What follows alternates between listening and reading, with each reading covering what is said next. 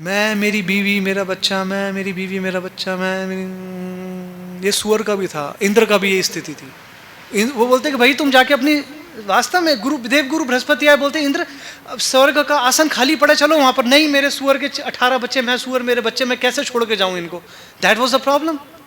ये वास्तविक स्थिति है भाई, है वास्तविक स्थिति है। अब भक्त बनने का मतलब ये नहीं कि और इमोशनलेस।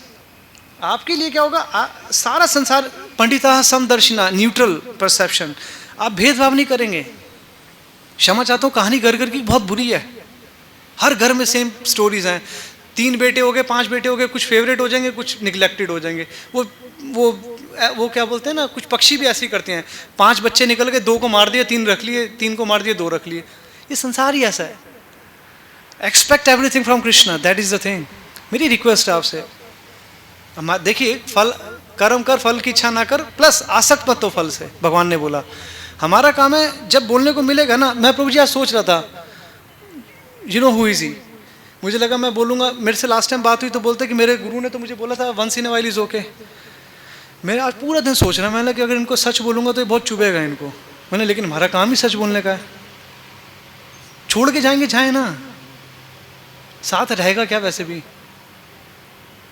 सच नहीं बोलेगा व्यक्ति, भगवत कथा करते हो तो क्या बोलेगा भाई? हम कुमार विश्वास थोड़ी ना कवि, पेड प्रोग्राम्स में नहीं आए भैया कि जाएंगे तो ऐसी बात बोलेंगे जो जनता को अच्छी लगे। नहीं। देखिए, आजकल के गुरुओं की मेजर प्रॉब्लम है, अपने शिष्यों से जम के धन लेते हैं, बड़े आश्रम बनवाने, फिर क्या होता है, शिष्य के आगे बोल नहीं पाते वो। इससे बड़ा दुर्भाग्य शिष्य का भी और गुरु का भी नहीं है कि माँ बाप तो मिले लेकिन उनका प्यार नहीं मिला, क्योंकि देवर बहुत busy in their own lifes, Bollywood life है। गुरु तो मिले लेकिन उसने अपना कर्तव्य नहीं निभाया। गुरु का काम था मुझे हर सेकंड चॉप करना, काटना, मेरी ईगो को खत्म कर। ईगो जब हर्ट होती है ना, बहुत बुरी होती है।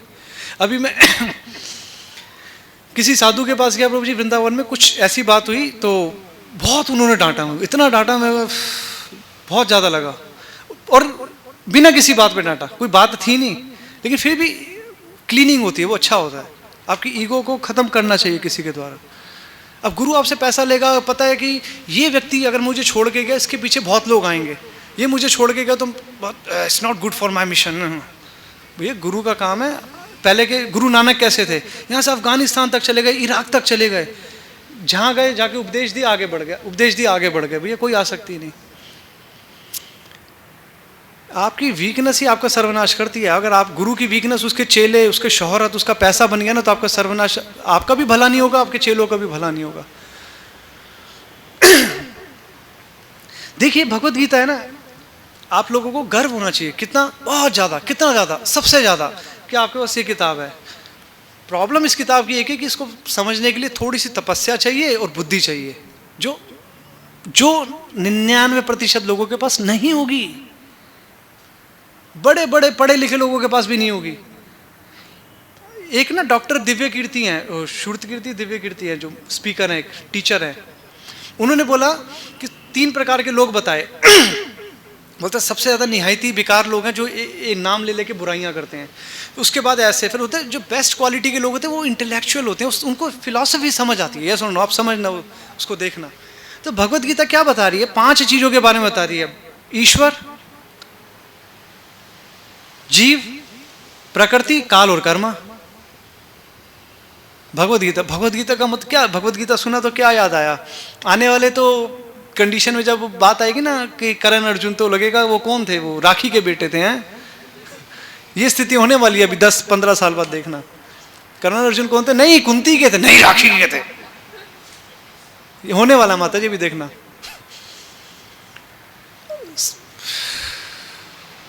लोगों को अब नारद मुनि भी भूल जाएंगे, उनको कॉमिक कैरेक्टर लगते हैं, उनको अध्यात्म में भी मजाक लगता है।